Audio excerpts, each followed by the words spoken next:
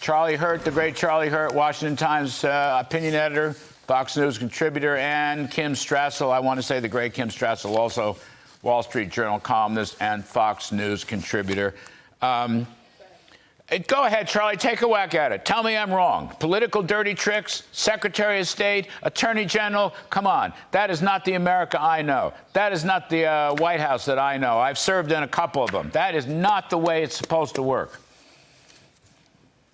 And there was a time when you wouldn't see that from Democrats either. I don't think Right. Madeleine Albright would have done something like that. Good point. Great point, Charlie. Great point.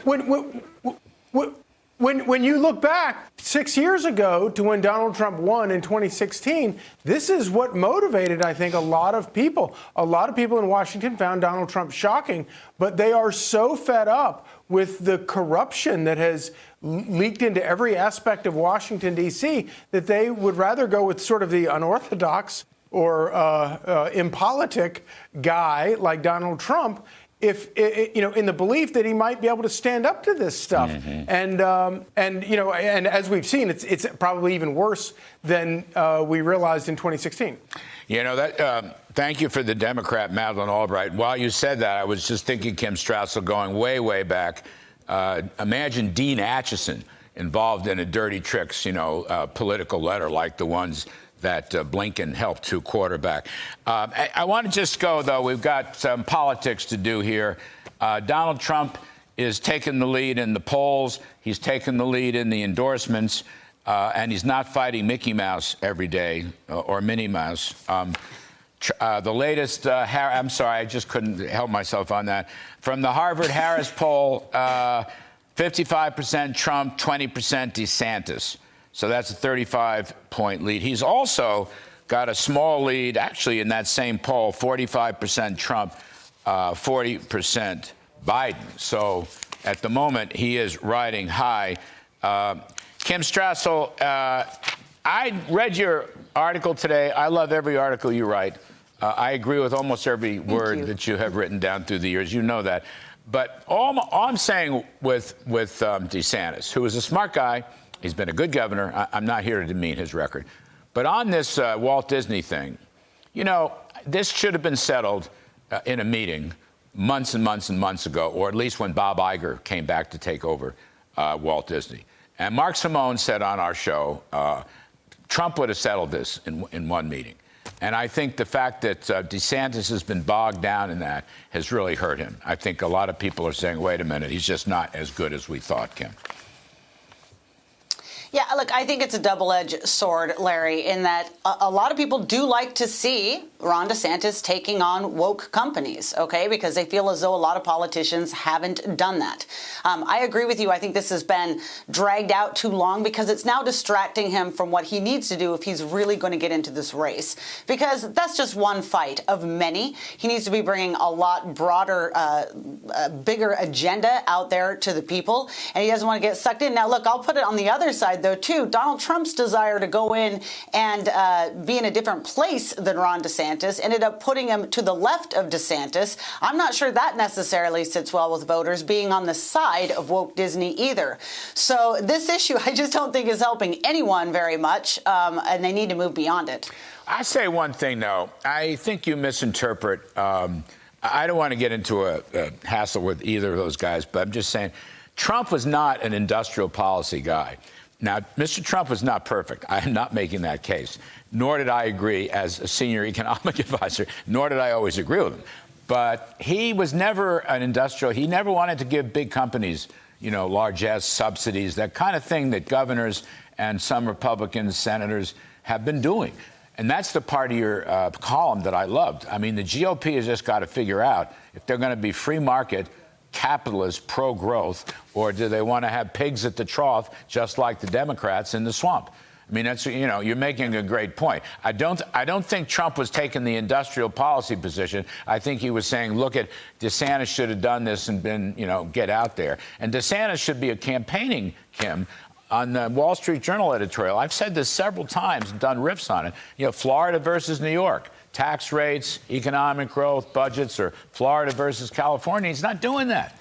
He's all woked up and he's all caught up in Disney. Anyway, that's I just want to say, go ahead. This is what I want to see from him, by the way, Larry. I think this is going to be a huge question, okay? Because right now he's trying to say, oh, we're doing an equal playing field for Disney. That's all we're trying to do. Okay. Or are you going down the road of full retribution, industrial policy? And what's worrisome about that is that there's a kind of new right out there that really is very populist, and they now argue, oh, companies bad, and the Republican Party ought to be running industrial policy. There's going to be some pressure on DeSantis to do that. I hope he refrains from doing that. Yeah, no, you're right. And it kind of looks like that. He's not really a free market conservative.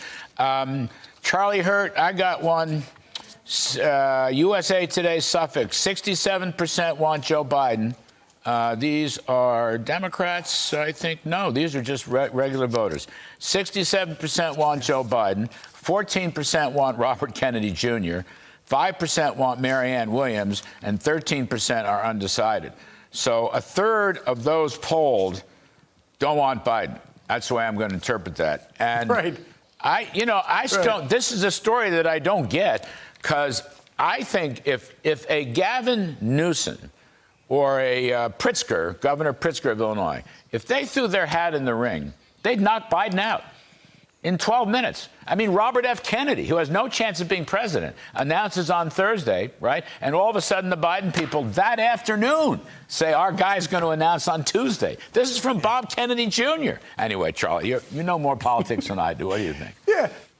I mean, RFK jumps to a double-digit, collecting double-digit support. And literally a week ago, nobody was talking about him.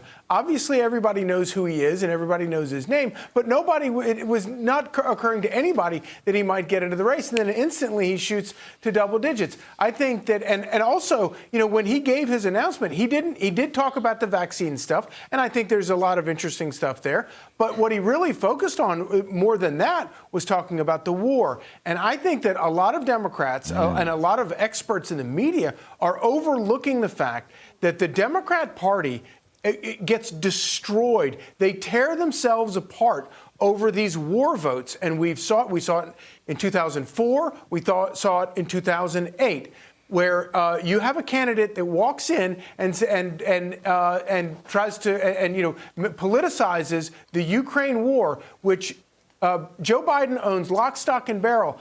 I think the Democrat primary is going to come down to a huge fight over the Ukraine war, and Joe Biden is going to have to defend it. And it's going to be really ugly for him. And then add on top of that all the misery and inflation and crime and everything else that's going on that Joe Biden is going to have to defend, not only in the primary, but in a general, if he gets through the primary. Kim Strassel, this is very mischievous thought, but if Bob Kennedy Jr., Robert Kennedy Jr., I've known him. I used to have him on my old show on another network as a climate guy, which he is. If he would adopt his uncle's supply-side tax cut approach, right, the JFK tax cuts, now that would be really fun. Now, that's a very mischievous thought. I do not expect that to happen. But besides the anti-war message, I agree with Charlie. So I wanted to get your take on Bob Kennedy Jr. And also, Kim, will he sort of be the guard, the pulling guard, and then Gavin Newsom and Jay Pritzker or whoever comes behind him and winds up knocking Biden, out of the race?